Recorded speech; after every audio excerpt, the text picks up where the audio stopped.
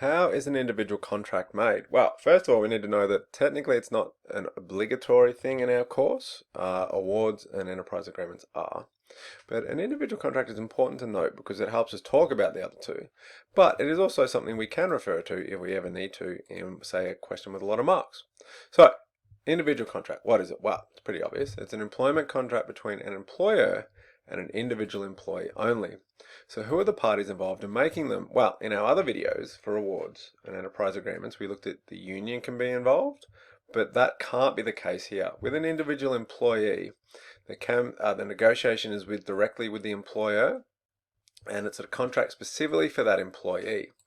So who does it apply to? Well, it clearly doesn't apply to every worker in the industry because that's an award.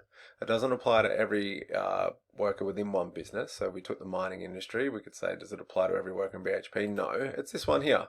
It's a contract just for each individual employee that is unique and specific to them.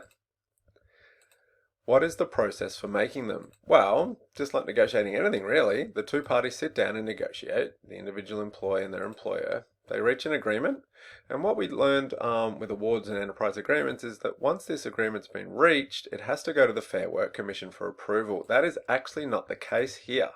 So if with an award, for example, the Fair Work Commission would have to look at it, make sure it's legal, meets all the minimum conditions and so on. That doesn't happen here.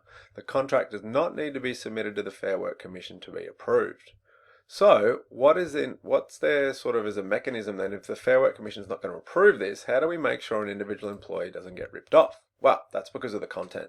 So one of the first things we looked at when we looked at what goes into all these agreements is we said every agreement in Australia has to cover the minimum wage and those 10 national employment standards. So an individual contract has to have those, but the parties can also include any other clauses.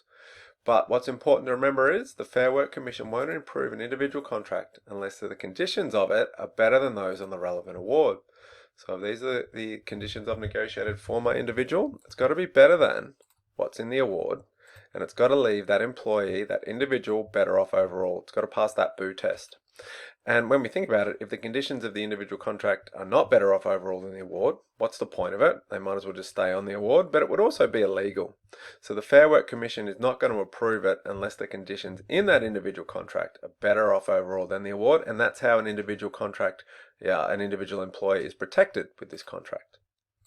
What's the role of trade unions? So in an award, a union had to be involved. In an enterprise agreement, a union could be involved if a majority of employees wanted them there. But for an individual employee, it's actually negotiations directly just between employee and employer.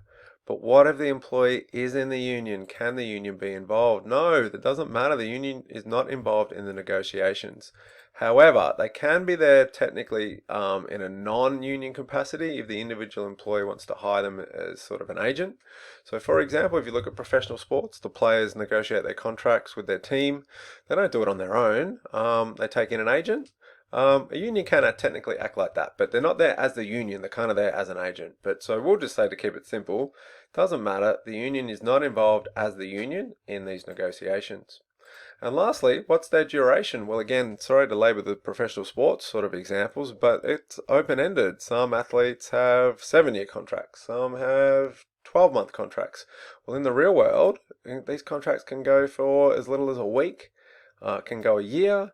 There is no limits, so it can be for weeks, months, or years. I think if you ask most people over the age of 30 and go, tell us about the jobs you've had ever, we've all had jobs where we go, well, I worked here for a month.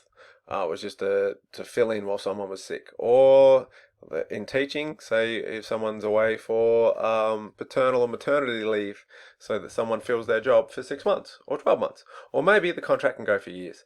Basically what we're saying is because this is a direct negotiation between the individual and the employee, that the duration will be determined through the negotiation.